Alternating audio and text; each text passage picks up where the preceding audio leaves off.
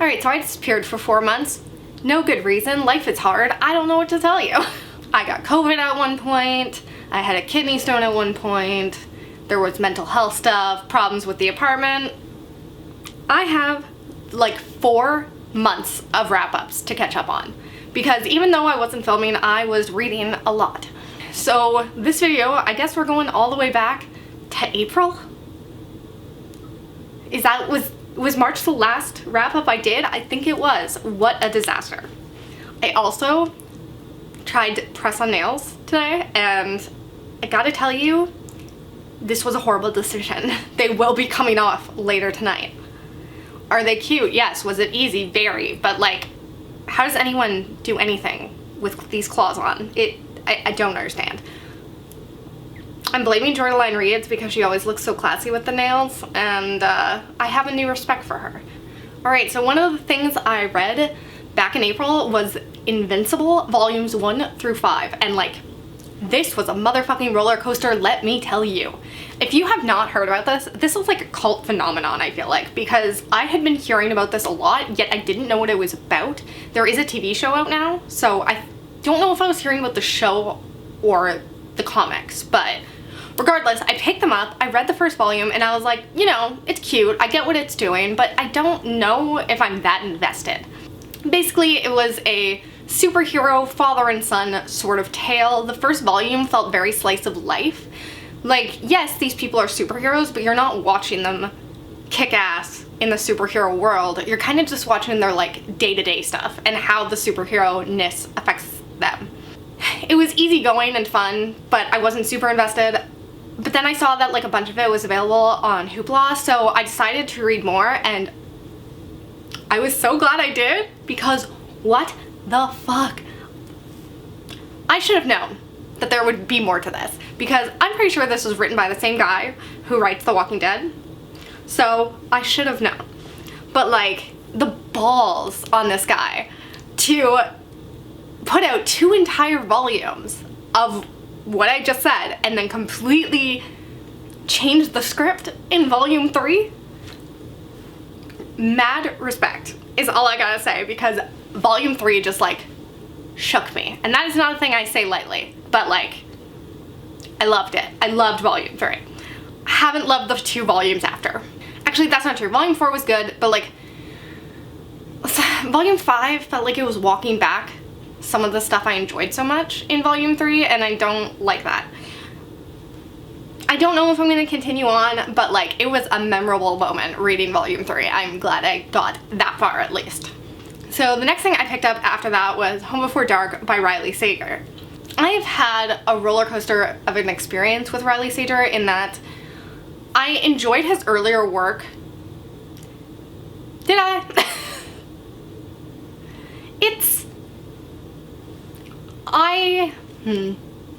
His first book, I enjoyed it, I liked what it was doing, but I gave it more credit than it deserved, because I thought he was a debut author at that point, and so I was like, you know what, I'm willing to overlook the fact that the ending makes 0 fucking sense. Then I found out that like this is a pen name and that he's actually written tons of books. Whatever. The second book I really liked. I think it's very solid work. Lock Every Door I knew the ending to. Someone had spoiled it across something, and I decided to read it anyways, and because I knew what the ending was, I really paid attention to everything else in the story, and I just realized like how not good his writing is. Like, his character work is bad. It's so bad. And he does certain things in every single book, and I don't understand why, because he doesn't do them well. Like, the whole romance thing he shoves in every book, and it's so half-assed, always. But I went into this book knowing like that Home Before Dark is like everybody's favorite, and so I kept thinking like this is kind of the make or break book for me on whether or not I will continue with his work, but I figured I was probably going to at least enjoy it because of how much everyone else loves it so much. Boy, was I in for a surprise, because I fucking hated it. Like, everything about it I hated. And like, I was reading it physically and I kept thinking like, should I waste an Audible credit just so I can get through this? Because like, I wanted to DNF it so bad, but I was buddy reading it with a friend, so I was like, I can't do that. But what the fuck are people seeing in this? It's so bad. The character work is the worst in this book, in my opinion.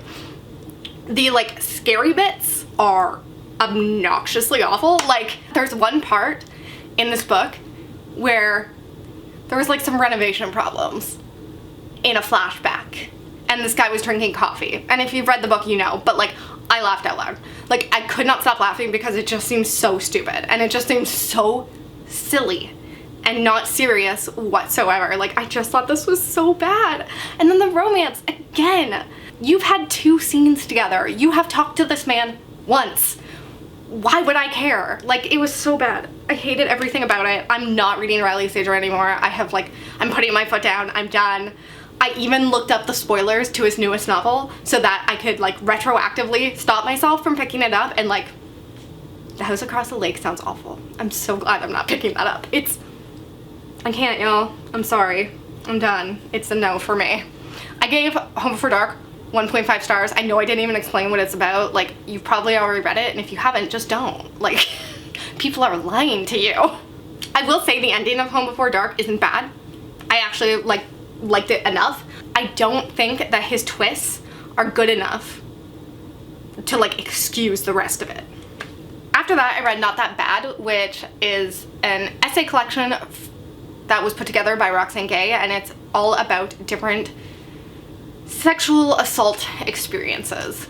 And what I loved, I gave this 4 stars. What I loved about this collection was that it really covered a range of identities, a range of topics. Like, it focused on different versions of sexual harassment, different versions of sexual assault. It covered men being sexually assaulted and trans people being sexually assaulted, women. It just really covered so many different people and types of experiences, and I just think that is a very well done and essential collection on rape. The next thing I read was Hollowpox by Jessica Townsend. This was book number 3 in the Morgan Crow series. This one's my least favorite. I actually didn't like it that much, which I don't want to say because I loved the first 2 books so much, but there was something about this that just wasn't working for me. There's some sort of illness that is only affecting animals, and it's making them aggressive and attack other people. So the book really focuses on different forms of, like, racism as well as this sickness situation, and I felt like everything was a little heavy-handed, which is fine for a children's novel. I think that part wasn't that bad, but then the thing I've realized about this series that I don't love is that the main character, Morgan Crow, ends up on her own a lot. She doesn't get to, like, interact with her friends as much as I would like, interact with any other characters as much as I would like, and I feel like that's what I look for in middle grade series, is I really love, like, the friendships and the characters and the way they interact, and that doesn't happen in this series as much as in some of the other middle grade series I've read. I gave it 3.5 stars. I do tend to rate a little bit easier on middle grade books because they're not for me. I am not the target audience, nor should I be. I enjoy the series. I will continue to read it, but it wasn't my favorite of the bunch. The next thing I read was Unreconciled by Wente. Jesse? Did I just say? Jesse. I don't know what's wrong with me. This is a memoir from an Indigenous writer here in Canada, and this was so interesting because I loved hearing about his experience in the critic sphere. He's a movie critic, and I've been reading critics since I was like 14 is when I started really just constantly reading reviews of every TV show or every movie I wanted to watch. I would read. I'd read reviews beforehand, and so hearing someone who's in that sphere was just, like, really interesting to me. But then he also talks about growing up away from his culture and not really getting to connect with it until he was older, and just the way that getting to connect with it now and getting to bring it to his children, like, it just brings him so much joy. Obviously, the government has really tried to strip that away from him, and as well as other Indigenous people. He, of course, also talked about being profiled as an Indigenous person by police. He talked about the ways that being Indigenous has affected the way he looks at media.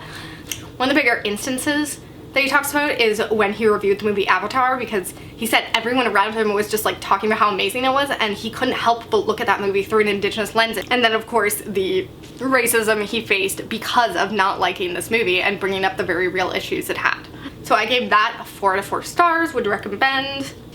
The next thing I read was The Devil in the Dark Water by Stuart Turton, and I loved this so much. I only gave it 4 stars because, like, it wasn't as good as The 7.5 Deaths of Evelyn Hardcastle, but, like, I still kind of feel like I should have given this 5 stars because I just had so much fun reading it.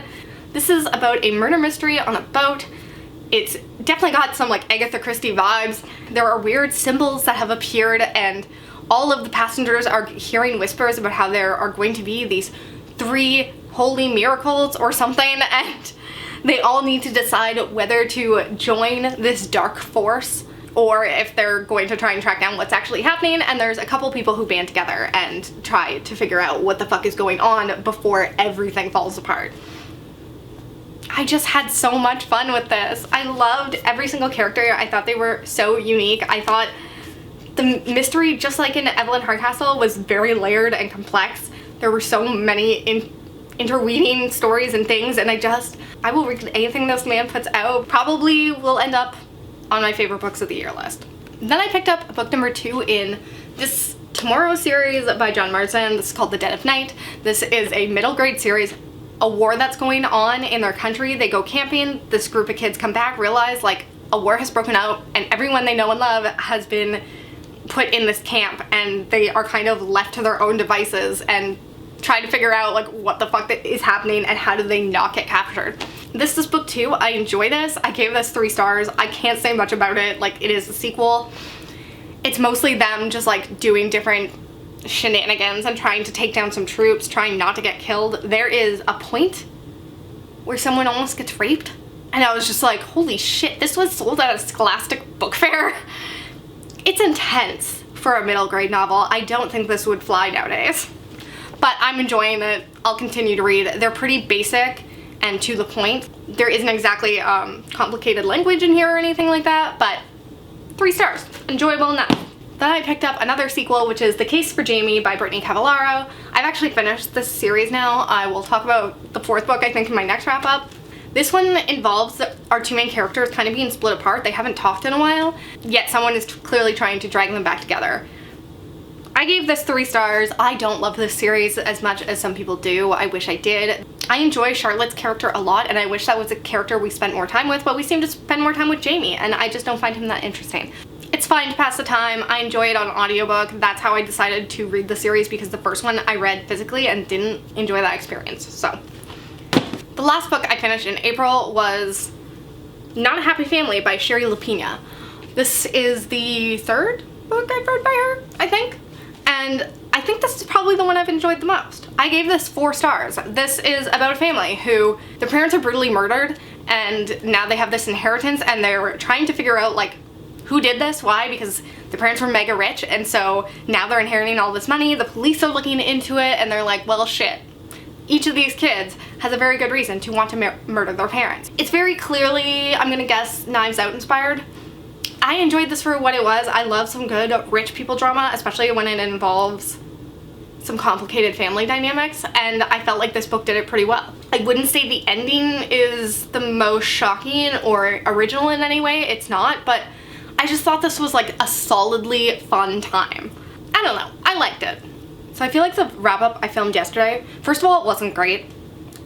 Not filming for 4 months, I am feeling disastrous. But I feel like I can probably smush April and May's wrap-up together. If I can't, then this intro is going to be bad. But they always are. So let's just get into what I read in May. So in May, I started off by finishing the Brittany Cavallaro series, the Sherlock retelling. This is the 4th book, called A Question of Holmes. I overall didn't really love this series. There's something about it that just feels so off to me. I couldn't even tell you what this one is about. I read the 3rd and 4th books, like, really close together, so I can't really differentiate them in my mind. I believe that Charlotte ends up becoming a part of this acting group or something. I thought it was fine. I gave it 2.5 stars. I'm glad to be done a series because I very, very rarely make it through series. I thought she was super interesting.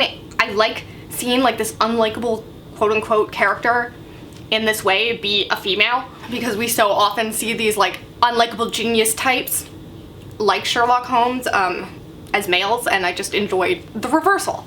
I didn't love their romance, mostly because I don't like Jamie. I kind of thought he was very whiny and not very understanding of the things Charlotte was going through, and that was just like a no for me. Overall, would I recommend the series? Probably not. I just think there are better teen detective stories out there. The next thing I read this month was Wicked Ways by Cari Silverwood, and I have some thoughts. It was interesting.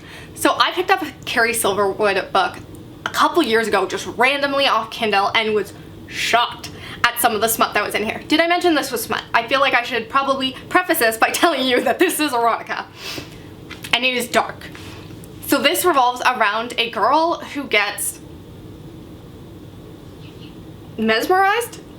A girl who gets... This is what a girl who gets... brainwashed? What's that word? Oh my god. Am I stupid? But you know, it's when they mind control you. She's being mind controlled, whatever, by this guy. And sexual things ensue. If you have seen Jessica Jones, the show, to me this is like Kilgrave fanfiction. And it is just as dark as you think it's going to be. It's actually darker than you think it's going to be. And Cari Silverwood, she's just so interesting as a writer. I will say that this put me in kind of a reading slump because of how dark it is, which is not something I usually say. I love a good, dark, smutty novel.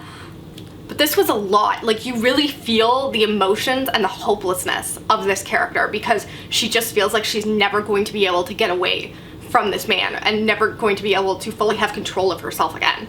I'm glad I read it. I only gave it 3 stars because, like I said, it put me in a reading slump, but yet I just appreciate the balls this book had, the lengths it was willing to go to, because I like a good dark book. And I feel like often writers don't go dark enough for me, and this one definitely did. The next book I picked up was Fuckboy Psychos by CM Stunich.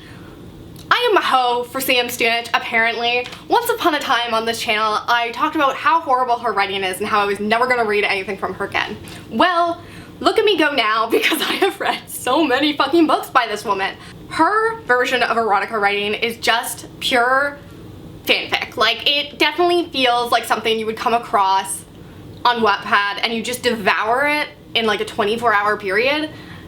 It's just salacious and addictive and ridiculously over the top and silly. It's angsty and emo, and like, I would have loved this when I was in high school, and apparently I still love it now. To me, her writing strength is really in the characters she creates. I just like end up adoring them. And this one was no different. I gave this one 4 stars. It is such a like guilty pleasure read. This is about our main character, Scarlet Force, who is the queen bee of the school. She runs the girls in her school, and this book follows along with her and the 4 men she ends up having feelings for. I'm kind of in love with Bones. I'm kind of in love with Aleksandr. I don't really care about the other 2.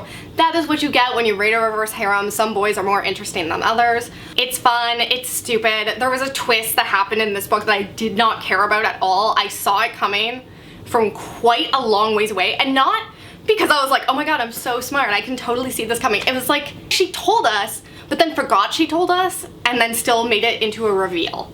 It was weird. That part was poorly done, and I just didn't care, and I hate that it's like a main plot point, but whatever.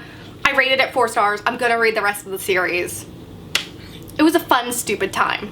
The next 2 books I read to go on a totally different direction is Sea of Monsters and Titan's Curse from the Percy Jackson series, because why not follow up really dark romance with middle grade adventure? Don't know. I don't love this series. I have mentioned that before. I continue to not love this series. This is the 2nd and 3rd book in the Percy Jackson series. It's just not for me. It doesn't feel as strong character-wise as I want it to. It feels like it focuses a lot more on the action, and I don't care about that. It just feels like one action scene after another without any real dialogue or any sort of character development. Please don't hate me for saying that. I gave Sea of Monsters 2.5 stars and Titan's Curse 2 stars. Ooh, the next thing I read was another thing I loved. I bought it somewhere. And that was Cirque Beserk by Jessica Guess. I had no fucking idea what this was going into it. Like, I thought I knew, based on the cover, based on the synopsis. I had no idea. So this, it takes place at an amusement park. It's a horror book. That was all I knew about it. Well, there is a different sort of element in this that just like made the story even fucking better somehow. Like, I was in just based off the amusement park setting, but once you add in this like sci-fi twist, I just like, yes, yes, yes, yes. And it lived up to it. 4.5 stars. This was so fun. It's very short, so you get through it really quickly, and it was a good ride. Okay. And then I read a book I hated, which was The River at Night by Erika Ferencik. This was about a woman who goes on this white water rafting trip with some of her friends, and things go awry and it becomes a fight for survival. I gave this 1.5 stars. I really didn't enjoy it. I think I ended up listening to most of it on audiobook. Otherwise, I probably wouldn't have got through it. It was just so boring, and it was just one of those things where like one bad thing after another keeps happening, which tends to be annoying in and of itself if I'm not enjoying the characters that I'm hanging out with, and these characters were pretty insufferable. Like, this is a group of friends that you're like, why are you guys still hanging out? You clearly don't like each other. I understand that as people grow up, they change, and so maybe you don't get along with the friends the way you used to, but I feel like writers need to do a better job of at least explaining why they were friends to begin with, because these women just like did not like each other whatsoever, and so every moment with them was annoying. Especially because it always seemed like it was over petty bullshit. I didn't care. And then they introduced another aspect later in the story, and I really didn't like the way it was handled. So yeah, not good. Wouldn't recommend to anyone, really.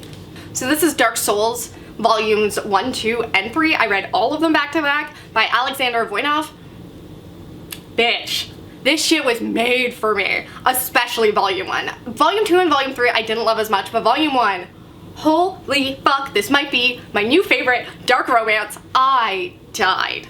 So this is a mafia romance between two men, one who is this king of his mafia family, empire, or whatever, and this other one who's much younger than him, who's like a really famed assassin, but he's a freelancer. Like, he works with different organizations. I believe these were released as short stories, so they don't all connect, really. They're more just like taken at different snapshots, different important times during their history together.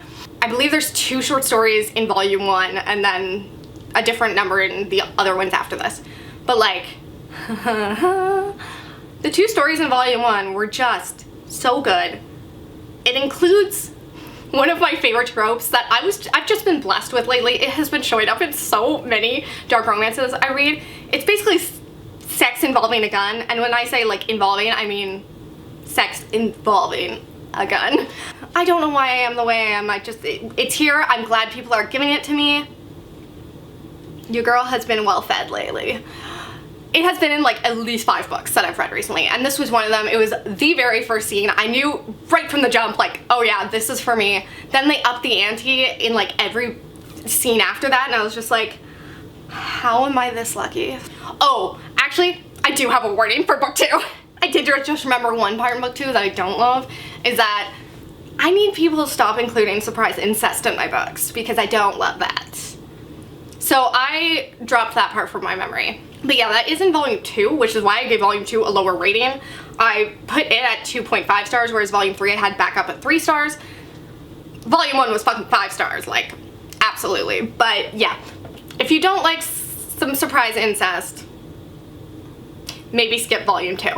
And then the last thing I read in May was All Is Not Forgotten by Wendy Walker, which is a thriller book about a girl who undergoes a sexual assault and then ends up getting this therapy from this man who thinks he can help her to try and remember what happened to her. Because her parents, after the assault, got the memory erased from her mind.